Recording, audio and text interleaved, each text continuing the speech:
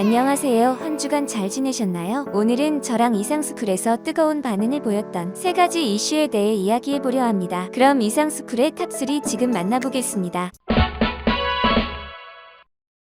베트남이 3분기 최악의 경제 성적표를 받아들었습니다. 베트남 현지 언론과 로이터 통신 등에 따르면 베트남의 3분기 국내 총생산은 전년 동기 대비 6.17% 감소했습니다. 분기 기준으로 2000년 이후 가장 크게 감소한 수치입니다.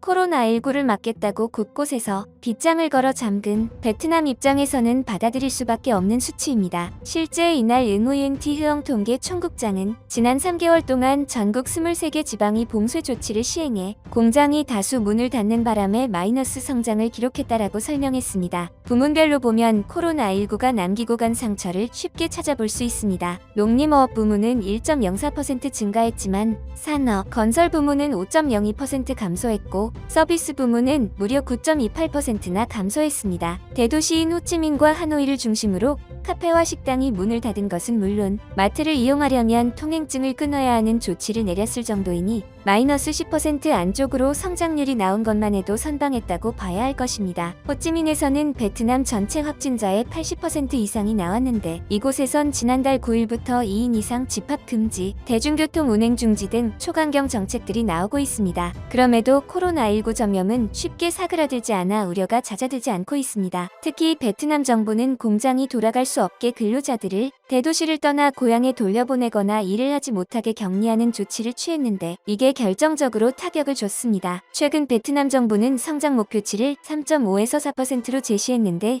쉽지 않게 됐습니다. 연 성장률 3.5%를 찍으려면 4분기에 9%나 성장해야 합니다. 그런데 4%를 달성하려면 4분기에 10% 넘게 성장해야 하는데 현실적으로 가능해 보이지 않습니다. 아직 코로나19는 진행 중이기 때문에 불가능에 가까운 것이죠. 최근 베트남 정부의 성장 재개 시나리오는 3개로 압축되는 듯합니다. 신속한 백신 접종, 다낭 및 푸꾸옥 등 관광도시 영업 재개, 공공투자 지출 가속화로 요약됩니다. 무엇보다 베트남 정부는 베트남에서 떠나가려는 글로벌 제조업의 성난 민심을 잠재워야 할 위기에 몰렸습니다. 최근 주베트남 한인 상공인 연합회인 코참과 미국 상공회의소인 암참, 유럽 상공회의소인 유로참, 미국 아세안 기업협회는 공동으로 베트남 정부에 경고장을 날렸습니다. 베트남 정부가 처신을 잘못할 경우 중국을 떠나 공급망을 다양화하려는 다국적 기업의 투자 유치 기회를 놓칠 것이고 결국 글로벌 경제 회복에서도 뒤처질 것이라는 의견을 전달한 것입니다. 외국기업협회는 회원의 20% 이상 기업이 이미 일부 제조 기반을 다른 나라로 이전했고 추가 계획을 논의 중이라는 내용이 탄원서를 판민진 베트남 총리에게 전달했다는 후문입니다. 기업 입장에서 한번 이사 가는데 많은 비용과 시간이 들기 때문에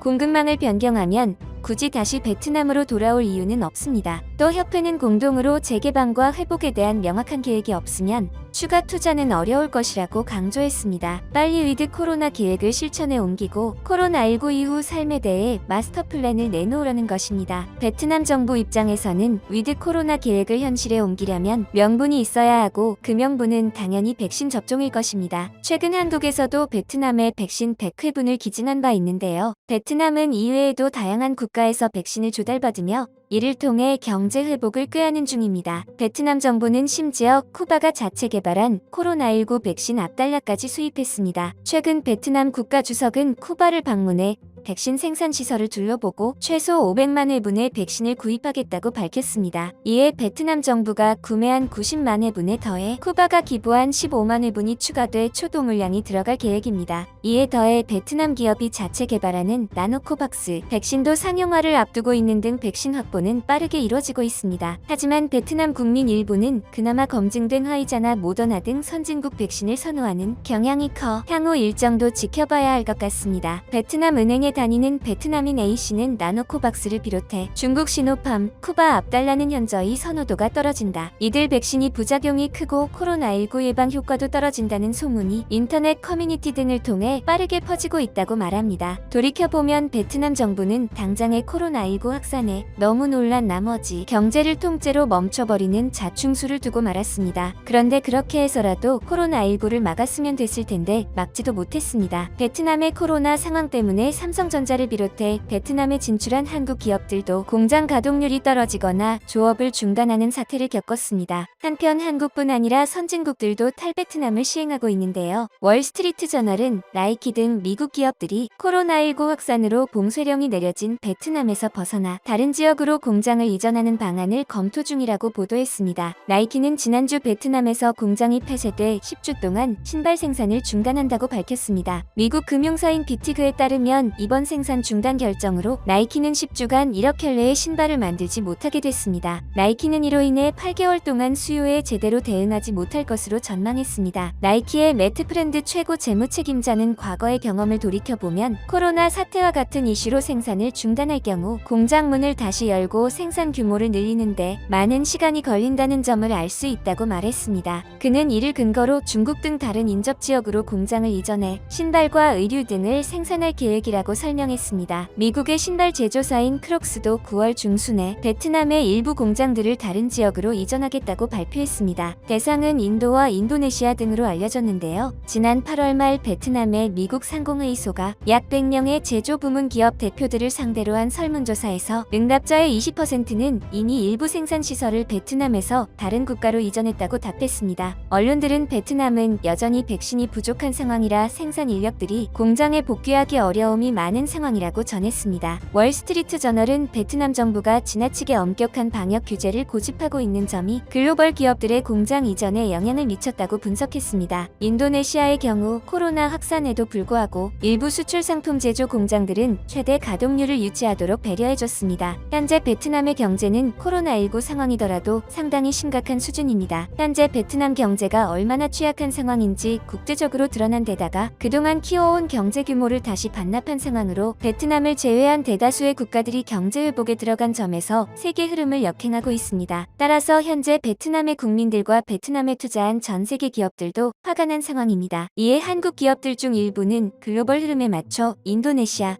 태국, 캄보디아 등지로 부지를 옮기고 있습니다. 공장을 가동하지 못할수록 손해는 천문학적으로 늘어납니다. 그런데 베트남은 기업들을 전혀 배려하지 않는 봉쇄 조치를 시행하고 있습니다. 그래서 한국은 물론이고 글로벌 기업들이 큰 어려움을 겪고 있습니다. 따라서 베트남 현지의 경제 전문가들은 이번 2분기 마이너스 7%의 경제 성장률이 잠시 스쳐 지나가는 것이 아니라 베트남 경제 하락의 신호탄이 될 것이라는 전망을 하고 있습니다. 현재 빠른 속도로 접종률을 높이지 못하면 5년 동안 성장시킨 경제가 한순간 후퇴할 수도 있다는 전망이 나오고 있습니다. 더불어 주변 국가의 글로벌 기업의 공장까지 넘어간다면 사실상 회복 불능의 경제를 걱정해야 하는 상황입니다. 베트남이 현재 이번 위기를 잘 넘기지 못한다면 국가 부도까지 생길 수도 있다고 전문가들은 밝혔습니다. 이렇게 베트남은 경제적으로 큰 위기에 직면했지만 한국의 경제는 최고치를 경신하고 있습니다. 지난달 9월 한국의 수출이 통계를 집계한 지 65년 만에 사상 최고치를 기록하며 역대 최고 수출액을 경신했습니다. 산업통상자원부가 발표한 9월 수출은 작년 대비 17% 상승해 558억 달러를 기록했습니다. 이는 한국이 3달 반가량 수출하는 금액이 베트남의 1년치 수출액인 수준입니다. 게다가 최근 베트남은 봉쇄 조치로 수출 규모가 급감하고 있어 올해 경제 성장률은 2에서 3%가 될 것이라는 분석이 나오고 있습니다. 베트남보다 수십 배 경제 규모가 큰 한국도 5%나 성장하는데 현재 베트남의 성장 전망은 암울한 상황인 것이죠. 사상 최악의 마이너스 성장에 외국계 기업들의 집단 반발, 신흥국 백신 거부감 등 베트남 정부가 직면한 어려움은 현재 진행형입니다. 이 고비를 제대로 넘지 못하면 2021년은 베트남 역사에 베트남 경제 성장 동력을 크게 잃어버린 한 해로 기억될 것입니다. 한편 한국 기업들의 선행에도 한국을 무시하던 베트남이 이제 자신들이 무시당하는 상황이 되어버렸습니다. 베트남발 생산 차질이 국내 의료업계를 강타하고 있습니다. 코로나19 확산으로 베트남 공장의 셧다운이 장기화되면서 가을 의료뿐만 아니라 겨울 제품도 제때 공급받기 어려운 상황이 내몰리고 있기 때문입니다. 아웃도어 업체들은 당장 겨울철 최대 품목인 패딩을 받지 못할까봐 발을 동동 구르고 있습니다. 12일 패션업계에 따르면 지난달 K2 코리아 매출은 지난해 같은 달에 비해 8.2% 떨어졌습니다. 경쟁업체인 아이더는 지난달 매출도 전년 대비 6% 하락했습니다. 베트남 공장 가동 중단으로 가을옷 출시가 한 달가량 밀린 영향입니다. 패션업계 관계자는 베트남의 코로나19 델타 변이가 확산되면서 남부 호찌민 공장이 전면 셧다운됐다며 가을옷 출시가 늦어지면서 판매에 악영향을 줬다라고 설명했습니다. 베트남은 의류 패션 분야에서 중국에 이은 제2세계의 공장으로 꼽힙니다. 국내 기업들은 주문자 상표 부착 생산 방식으로 베트남 업체와 계약을 맺고 옷을 생산하고 있습니다. 지난해 기준으로 3조 6,200억 원어치의 의류를 베트남에서 수입해 미국과 일본에 이어 세 번째로 의존도가 높습니다. 현재 베트남 현지 코로나 상황이 악화일로를 치닫고 있어 생산 차질이 장기화되고 있습니다. 지난 9일 기준 베트남의 하루 확진자는 13,000여 명까지 치솟았습니다. 확산세가 거센 남부 호찌민에 있는 의류 공장은 전부 문을 닫아 주재원도 공장 밖으로 이동했습니다. 베트남에서 신발을 생산하는 프로스펙스 관계자는 호찌민에서 상황이 나은 북부 하노이로 물량을 전부 돌리고 중국과 말레이시아 등 해외로 생산 기지를 바꾸고 있다라고 말했습니다.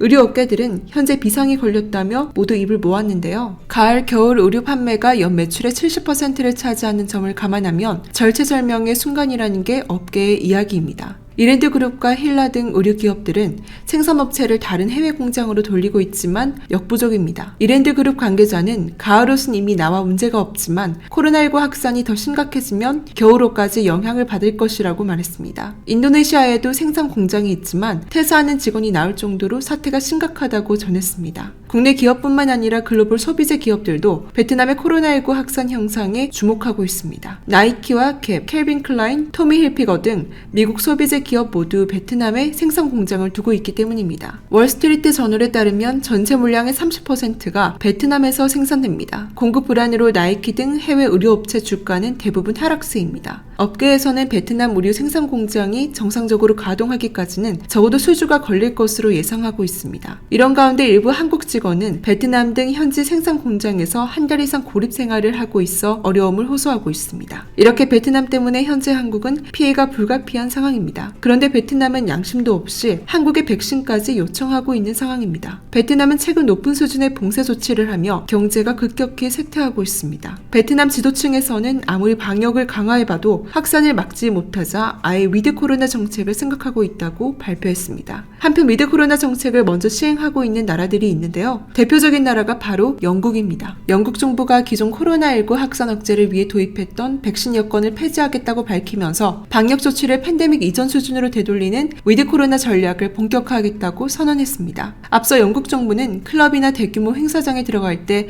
백신 여건을 제시하도록 방역 지침을 발표한 바 있는데 이를 모두 철회한다고 밝힌 것입니다. 또한 백신 접종 대상자인 12세 이상 인구의 80%가 접종을 완료한 덴마크도 위드 코로나 전략을 공식 선언했고 전세 인구 중 81% 이상이 접종을 완료한 싱가포르의 경우에는 단계별 완화 조치를 통한 위드 코로나 전략으로 선회하겠다고 밝혔습니다. 그러나 이 같은 움직임이 시기상조라는 반대 목소리도 만만치 않습니다. 지난 7월 말부터 봉쇄 조치를 완전히 해체했던 이스라엘이 최근 일일 확진자가 10,000명대를 넘나들고 하루 중증 사망자도 20명대를 기록하는 등 다시 확산세가 심해지고 있습니다. 따라서 베트남의 위드 코로나 정책도 고민이 깊어질 수밖에 없는데요. 현지의 언론 매체들은 총리가 말한 시점은 베트남이 개발한 백신 나노코백스가 상용화될 때라고 예상하고 있습니다. 최근 임상 상상을 진행 중이고 베트남 보건당국의 긴급 사용 승인을 앞두고 있는 베트남의 토종 백신을 홍보하고 있습니다. 베트남은 현재까지 돈이 없다며 백신 구매를 하지 않았습니다. 그러면서 백신 펀드를 조성하겠다는 이유로 한국 기업들로부터 수백억 원의 예산을 기부받았습니다. 하지만 이게 말만 기부지 사실은 거의 강제적인 조치였습니다. 그러면서 자신들은 자국 백신을 만들었다고 자랑하고 있는 상황입니다. 베트남 백신의 나노코백스는 자체 임상시험 결과 선진국들의 백신과 다를 바 없이 90% 수준의 효과를 보인다고 전했습니다. 이에 베트남 국민들도 드디어 자신들도 선진국 못지않은 훌륭한 백신을 저렴하고 대량으로 공급받아 집단 면역을 이룰 수 있다며 기대하고 있습니다. 따라서 자체 백신이 보건당국으로부터 승인되면 현재 5% 수준이던 접종률이 급격하게 오를 것으로 예상하고 있는데요. 베트남은 왜 급하게 자체 백신을 만들면서까지 접종률을 높이려는 것일까요? 그 이유는 바로 베트남의 경제 규모 대부분이 관광 산업이기 때문입니다. 그래서 어떻게든 백신 접종률을 높여 코로나 이전처럼 관광 산업을 활성화시키려는 것이죠. 그런데 베트남이 자체 백신을 만들자 황당한 발언들이 쏟아지고 있습니다. 한국은 자체 개발한 백신이 없어 외국에서 수입해 사용한다고 주장하며 베트남이 백신을 완성하면 한국에 비싸게 공급하자는 어이없는 발언도 나왔습니다. 그런데 베트남의 이러한 생각들은 모두 근거 없는 발언입니다. 베트남 백신을 개발한 나노젠의 지분 10% 정도를 한국 기업인 넥스트 사이언스가 보유 중입니다. 이 지분율은 한국이 나노젠을 흔들 수 있는 수치입니다. 또한 이러한 사실보다 더 놀라운 사실이 있습니다. 한국 기업 HLB가 베트남 백신의 글로벌 권리를 사들이며 베트남 백신 해외 판매 권한을 얻었습니다. 그리고 현재로서는 베트남 백신은 자국 내에서만 사용될 뿐 선진국 등에는 사용할 이유가 없습니다. 만약 베트남 백신이 수출을 하게 된다면 개발도상국들에게만 수출을 하게 될 것입니다. 심지어 최대 주주가 한국 기업들이어서 해외 판매에서 나오는 영업이익도 한국 기업이 가지게 되는 상황입니다. 결국 베트남 국내에서 판매한 백신의 이익금 중 상당 금액을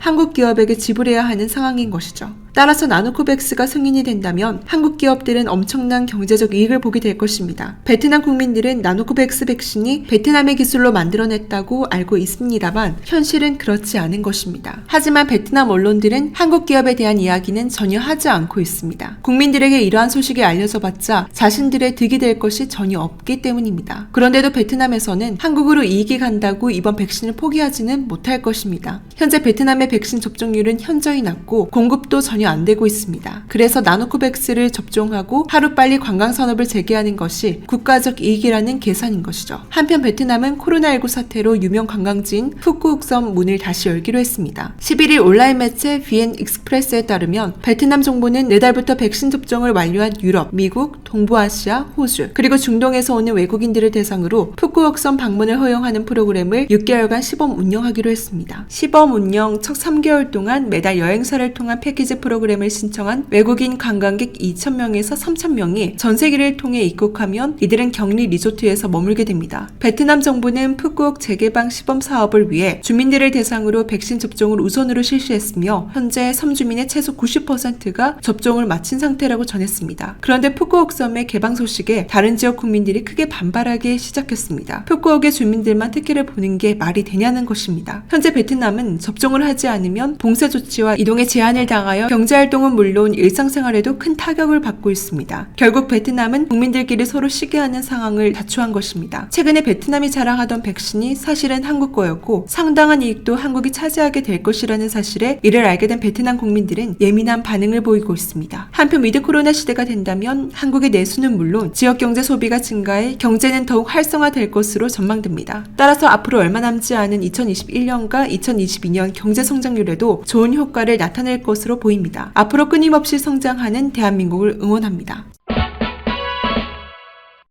수많은 한국 기업들의 경제적 혜택을 받은 베트남이 또다시 한국을 무시했습니다.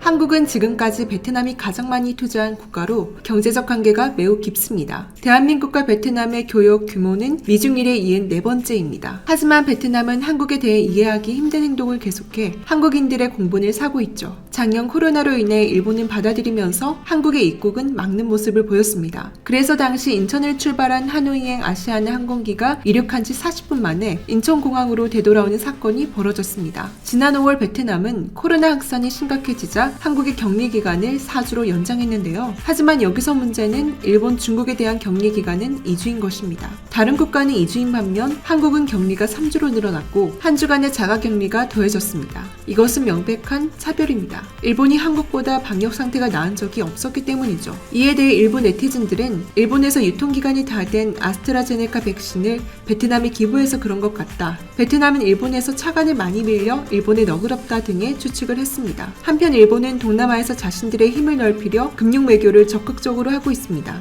코로나 사태에도 동남아를 상대로 수천억 원의 차관을 연 0.5% 내외의 금리로 융통시켰습니다. 하지만 베트남 GDP에 실질적으로 기여하는 것은 한국 기업들의 비중이 상당합니다. 베트남에 있는 한국 기업은 무려 9천여 개에 달하며 베트남에는 한국인이 20만 명 이상 거주하고 한국에도 베트남인이 20만 이상 거주할 만큼 양국의 관계는 아주 깊습니다. 우리 정부는 베트남과의 경제적 협력 관계를 고려해 베트남과의 협력 범위를 확대하고 있습니다. 하지만 이렇게 협력 관계가 진전되자 되자 베트남 일각에서 착각하는 사람들이 생기기 시작했습니다. 한국이 기술과 자본을 투입해 베트남의 노동력을 이용하는 현재 상황을 베트남은 자신들의 노동력이 없으면 한국은 아무것도 할 수 없다는 엄청난 착각을 하기 시작한 것입니다. 정말 말도 안 되는 생각을 하고 있는 것이죠. 하지만 이러한 착각이 무색하게 베트남은 한국 없이는 살 수 없는 상황입니다. 지난 2월 9일 베트남 정부는 한국어를 독일어와 함께 제1외국어로 선정하기로 했습니다. 갈수록 높아지는 한국의 위상을 고려해 제1외국어로 선정할 필요가 있다고 본 것입니다. 그런데 베트남이 한국어를 배우는 이유는 뒤통수를 더 잘 치기 위해서일까요? 또한 현재 베트남 TV 시장에서 삼성과 LG의 파워는 막강합니다. 두 기업의 점유율을 합치면 베트남 시장의 60%에 달하는데요. 이에 한국과 베트남의 경제 협력은 날이 갈수록 커지고 있습니다. 대표적인 사례로 베트남 현지에서 만들어지고 있는 한국형 최초의 산업단지인 흥앤성 클린 산업단지입니다. 이 산업단지는 하노이 남동쪽 30km 흥앤성에 만들어지는데요. 국내 기업들인 LH, 신한은행 등 여러 공기관 및 기업이 참여한 43만 평 규모의 산업단지입니다. 해당 지역에 한국의 경쟁력 있는 회사들이 입주할 예정입니다. 그렇게 한국은 베트남에 최근 막대한 기여를 하고 있는데 얼마 전 또다시 뒤통수를 맞았습니다. 한국은 이전에 베트남 당국의 명령에 따라 백신 구매 금액을 베트남에 낼 수밖에 없었습니다.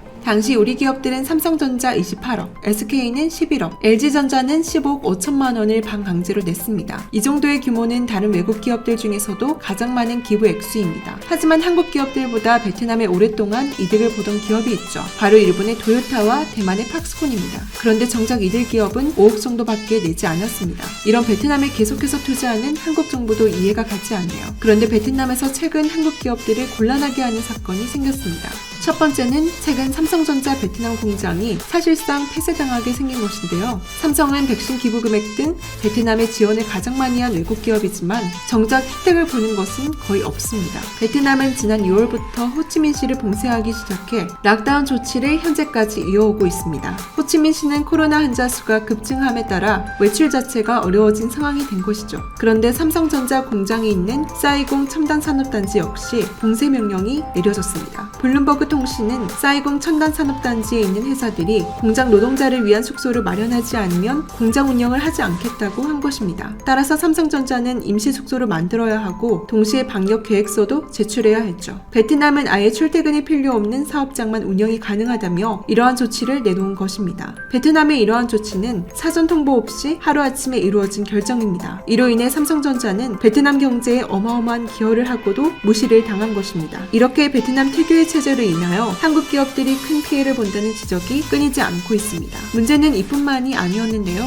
한국 기업의 기부에도 불구하고 베트남 당국이 백신을 주지 않는 일이 발생한 것입니다. 특히 LG는 거액을 기부하고도 백신을 구하지 못한 것으로 알려졌죠. 베트남 정부에 따르면 LG는 계열사 생산시설이 위치한 하이퐁시에 하나로 약 16억 원의 백신 기금을 냈으나 아직까지 직원용 백신을 확보하지 못했다고 밝혔습니다. 불행 중 다행인지 하이퐁시는 다른 지역에 비해 코로나 확진자가 적은데요. 하지만 확진자가 급격히 확산하는 추세여서 LG 계열사들은 하루라도 빨리 백신을 구하기 위해 발벗고 뛰고 있습니다. 만일 생산시설에 한 명의 감염자라도 나온다면 생산 라인 가동이 중단되는 상황을 맞을 수도 있기 때문이죠. 그렇게 된다면 돈은 돈대로 내고 공장 가동도 중단되는 최악의 상황을 맞기 때문입니다. 한편 베트남 당국은 백신 기부금을 LG에 돌려주는 것을 당연한 것처럼 말하더니 막상 기부금을 받자 코로나가 확산되는 지역에 백신을 집중적으로 투입한 것으로 확인되었습니다. 돈을 받고 모르는 척을 하며 LG에는 백신을 줄 생각을 안 하고 있는 것입니다. 그런데 이런 도둑질 같은 만행도 모자라 베트남 현지에서는 납득하기 힘든 소식까지 들려왔는데요. LG는 자신들이 15억 5천만 원을 기부한 하이퐁시의 관계자들을 만나 도움을 청했습니다. 하지만 이들은 LG에 백신을 공급할 만한 권한이 전혀 없는 것으로 알려졌습니다. 즉 자신들은 지방정부라서 백신을 공급해줄 능력이 없다는 것이죠. 아니 그러면 돈은 도대체 왜 받은 것일까요? 국제적 사기 행위라고 밖에 보여지지 않습니다. 하지만 한은 우리가 내야 하는 상황인데 오히려 베트남이 화를 내기 시작했는데요. LG는 현지에 인적 네트워크가 없어 백신 접종 순위에 밀려났다는 것입니다. 현지 업계 관계자는 베트남에서 비즈니스를 하려면 대정부 네트워크나 적재적소의 자원을 투입하는 노하우는 필수라고 말하며 LG에서는 이러한 면이 부족했는지 살펴보라고 말했습니다. 더불어 삼성과 CJ는 중앙정부의 기부에 관련 행사에 초대를 받았지만 LG는 초대를 못 받은 점도 거론했는데요. 하지만 이러한 문제는 LG만의 문제가 아니고 모든 한국 기업들이 기업들이 겪는 문제였습니다. 베트남의 불투명한 대응에 한국 기업들이 베트남에서의 사업을 고민하는 것입니다. 하면 한국에 제재를 가하고 일본보다 못한 대접으로 한국 기업들을 분노하게 만드는데요. 한편 베트남 수출의 30%를 책임지고 있고 앞으로 더욱 베트남에 기여할 한국이 다른 국가로 떠나게 된다면 베트남 경제는 초토화된다는 의견이 나오고 있습니다. 특히 한국은 최근 전 세계에 글로벌 공장을 많이 짓고 투자를 가속화하고 있는 상황인데요. 베트남의 이러한 후진국적인 조치 때문에 불필요한 피해를 입는 경우가 자주 일어나고 있습니다. 우리 기업의 입장에서 베트남에 공장을 짓는 것은 값싼 인건비와 한국 물품을 잘 써주는 베트남 국민들이 있기 때문입니다. 그런데 베트남인들이 우리 기업을 무시하고 베트남 정부가 우리 기업에 계속해서 제재를 가한다면 굳이 남아있어야 할 이유는 없습니다. 또한 베트남과 같은 공산주의 체제인 중국에서는 이미 한국 기업이 많은 차별을 겪어왔습니다. 현재 한국 기업뿐만 아니라 많은 해외 기업들이 탈중국을 외치고 있습니다. 왜냐하면 중국의 중화사상으로 둘러싸인 민족주의로 인해 해외 기업들이 중국에서 사업하는 것이 매우 까다로워졌기 때문이죠. 한편 한국은 앞으로 친환경 전기차 관련 배터리 산업 등 다양한 공장 설립을 위해 리스크가 없는 국가를 선정해야 한다는 의견이 많습니다. 한편 베트남에서 한국 기업들이 겪는 수모가 전해지자 한국 네티즌들은 분통을 터뜨렸습니다. 네티즌들은 베트남에서 철수해야 한다, 중국이나 베트남이 똑같은 수준을 보여준다 등 베트남이 또다시 한국에 만행을 저질렀다며 당장 베트남을 손절해야 한다는 반응이 쏟아지고 있는 상황입니다. 부디 베트남 정부가 현명한 선택을 하길 바랍니다. 혹시 주식하시나요? 30초면 내 주식 실력 확인, 마스크 및 커피 쿠폰 전원 증정합니다. 이상스쿨에서 추후 주식 컨텐츠 기획에 데이터 조사 중이니 참여하시고 오른쪽 버튼을 눌러주세요.